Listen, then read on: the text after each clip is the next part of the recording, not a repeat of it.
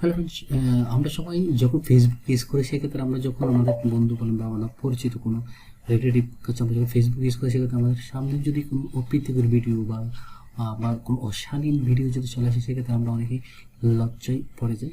তো সেটা কেন আসে, কীভাবে আসে? প্রথমে আপনি আপনার ফেসবুকটা লগ ইন করে নেবেন। লগ ইন করার পর আপনি আপনার প্রোফাইলে ক্লিক করবেন। এখানে আপনার প্রোফাইলে ক্লিক করে আপনি সেটিং অপশন পাবেন, এখানে ক্লিক করবেন, সেটিংয়ে ক্লিক করবেন। সেটিং ক্লিক করার পর আপনি দেখতে পারবেন নিউজ প্যাড, এখানে ক্লিক করবেন। নিউজপ্যাডে ক্লিক করার পর আপনি রিডিউস একটা অপশন পাবেন, সবার শেষে এটা ক্লিক করবেন।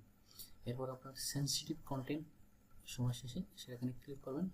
আপনি দেখবেন এখানে ক্লিক করার ডিফল্ট পাবে একটা অপশন থাকবে, সেখান থেকে আপনি রিডিউস মোডে টিকমার্ক দিয়ে দিবেন এবং ওকে দিয়ে দিবেন।